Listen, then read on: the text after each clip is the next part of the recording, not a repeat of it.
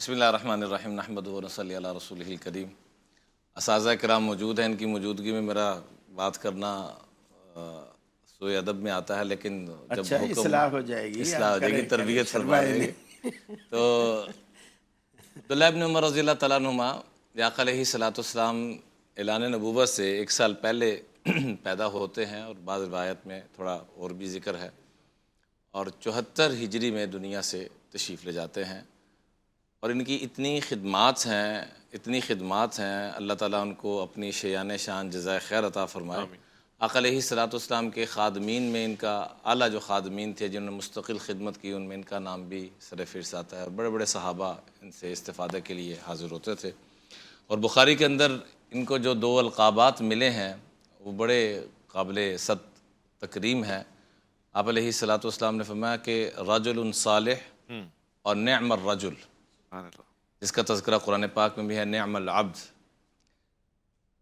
اللہ تعالیٰ عبدیت کی انتہا کو اور خوبصورتی کو جب قرآن پاک میں بیان فرماتے ہیں تو نعم العبد کے ساتھ بیان فرماتے ہیں۔ تو آقا علیہ الصلوۃ والسلام کی شخصیت کو اسی انداز میں بیان کرتے ہوئے کہ نعم العبد رجل صالح۔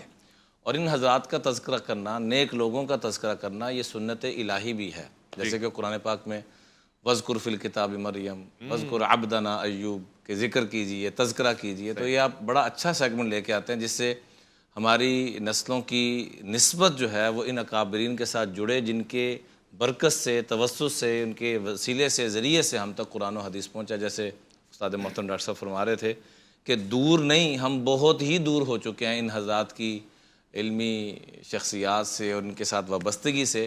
تو اللہ تعالیٰ نے ان کو جو نسبتیں عطا فرمائیں، اور تقوی، طہارت اور ذہانت اتنی تھی۔ دیکھیں چھوٹے بچوں کو جب ہم علماء اور علم قرآن و حدیث کے ساتھ جب جوڑیں گے تو وہ ذہن کھلتے ہیں کہ پھر انا مدینۃ العلم وعلی بابوہا والی نسبت نصیب ہوتی ہیں۔ سبحان اللہ، سبحان اللہ۔ جیسے حضرت علی رضی اللہ تعالیٰ عنہ کو، ایسے ان کا دیکھیں تو یہ بالکل چھوٹی عمر میں بیٹھے ہوئے ہیں آقا علیہ الصلوۃ والسلام کی خدمت اقدس میں۔ تو آپ نے فرمایا کہ ایسا درخت بتاؤ جو مسلمان کی طرح ہو۔ درخت جو مسلمان کی طرح ہو۔ ہاں، ایسا درخت بتاؤ جو مسلمان کی طرح ہو۔ تو سارے صحابہ خاموش ہو گئے، تو ان کے دل میں آنا شروع ہو گیا کہ فلاں درخت ہے۔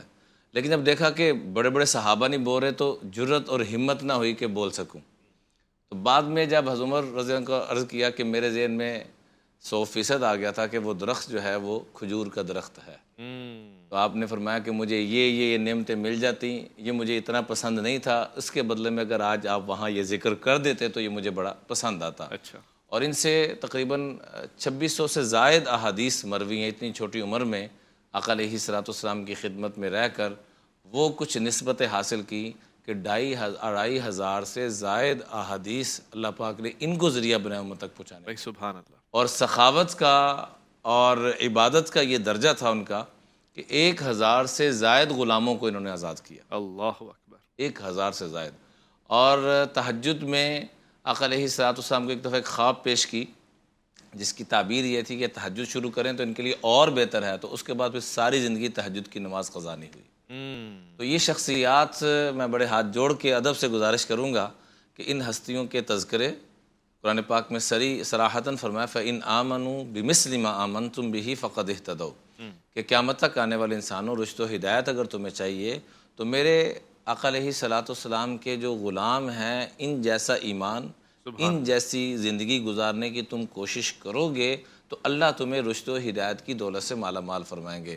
اپنے اہل بیت اطہار کے بارے میں آقا علیہ الصلوۃ والسلام فرما رہے ہیں کہ انما مثلی و مثل اہل بیتی کمثل سفینۃ نوح من رکبھا نجا ومن تخلف عنہا ہلک۔ میری اور میرے اہل بیت کی مثال سفینہ نوح کی طرح ہے، جو اس پہ سوار ہو گیا وہ نجات پا گیا۔ کیا بات ہے۔ اور اس وقت اور اب بھی ستاروں سے راستے معلوم کرنا، جتنی بھی سائنس ترقی کر رہی ہے، سارے یہ نظام شمسی، نظام قمری اسی کے محتاج ہیں۔ تو فرمایا ادھر سفینہ نوح کے ساتھ، اور صحابہ کی باری آئی تو فرمایا اصحابی کالنجوم بأیہم اقتدیتم اہتدیتم۔ اگر ستاروں کی روشنی لینی ہے، راستہ لینا ہے، سفینہ نوح میں سوار ہو کے منزل تک پہنچنا ہے، تو صحابہ کی غلامی، رحماء بینہم، جو آپس میں جڑے ہوئے تھے۔ میں ہاتھ جوڑ کے درخواست کروں گا، اللہ کی قسم اگر صحابہ کا جوڑ ہم اس کو عام کرنا شروع کر دیں تو ہم ہمارے جتنے اختلافات ہیں، رب کعبہ کی قسم، سارے اختلافات ختم